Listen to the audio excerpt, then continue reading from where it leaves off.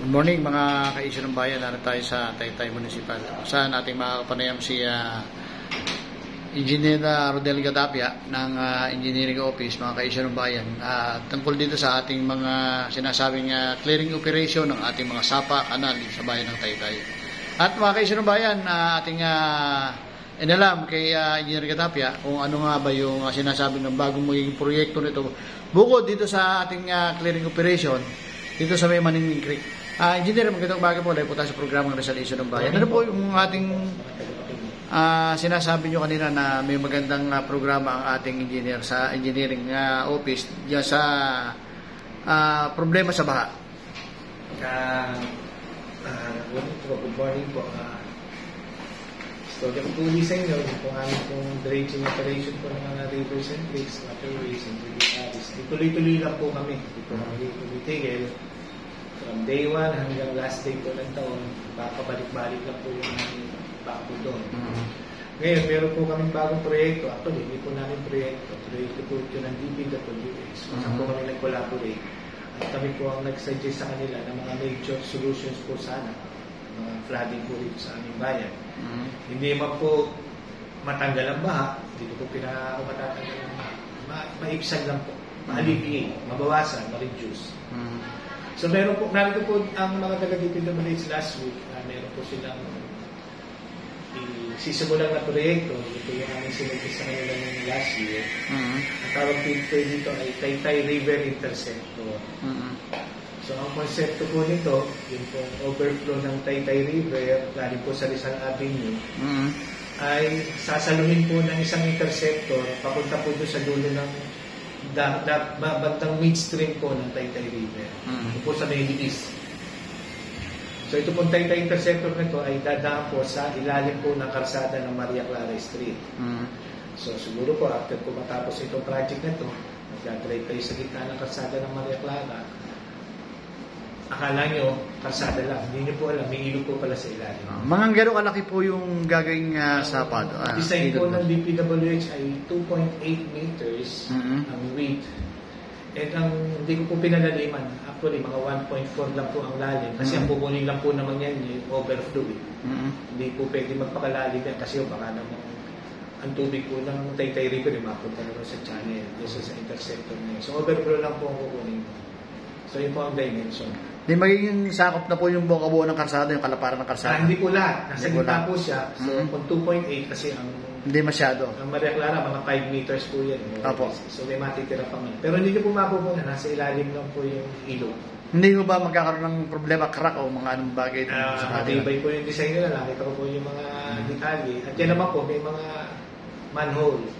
Pagka nagbara, may meron tayong aangat doon na lang. Matatanggal po. Ganyan po yung ginawa sa may Addition Hill, sa may Mandaluyong. Isang napakalaking box culvert na nasa ibabaw ay karsada. So ganun po ang concept po ng aming proyekto. Na sana po ay maka-alleviate, makapawas, maka-reduce po ng baha dito sa aming bayan. Mga kailan po sisimulan ito, Engineer? Ang sabi po nila, within this month. Sisimulan na po? Opo, kaya nga po makikipag-coordinate na kami sa barangay at saka po dun sa mga maapektuhan po ng mga, siyempre habang ginagawa po yan, may store po, may konting abala, hinihingi na po namin in advance ng dispensa. Hindi mo ba magiging problema ito, Engineer? Ngayong alam naman natin pumasok na ang tag-ulan sa ating bansa. Actually, po, may talagang abuti manguyan ng tag-ulan, tag-araw. Parehas lang din po ang sistema. Ito, may ginhawa naman po. Meron naman po magandang resulta na ibibigay itong proyekto. Kasi lagi pong baha talaga yung lugar na yan.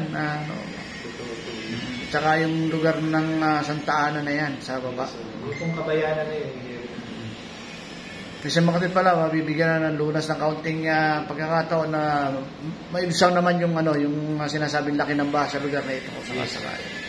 Kasi yung volume ng tubig natin, galing sa upline, sa Antipolo. Yes. Yung tubig po natin, galing kung kayo napupunta dito sa Tiklik, mayroon pong isang creek doon. Opo. Yung ginagawa rin ng DPN. Yung po yung bumababa dito sa atin, papuntang floodway.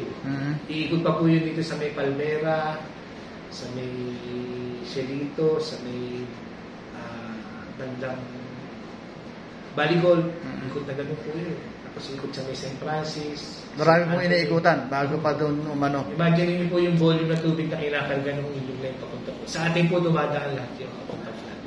Walang ibang bababaan talaga, ano po. Wala po. Kaya mabuti po at nakakita ninyo yung magiging solution ba, kumbaga, dun sa inyong programa ngayon, diyan po sa Maria Clara. Yun po. So, yun lang po ang mai-report ko po sa inyong major na flood control projects po dito sa aming bayan, sa ngayon. Pero sa ngayon po, talagang lahat po ng ating mga sapa at kanal, ay tuloy-tuloy po ang inyong clearing Tuloy-tuloy operation. po kami doon. Wala pong tigil. Year long. From day 1 hanggang last day po ng taon. Pabalik-balik lang po ang bako namin. Tuloy-tuloy na po. Ayan, mga kaisa ng bayan, yung ating panayam dito kay Engineer Rodel Tapia ng Taytay Office, mga kaisa ng bayan.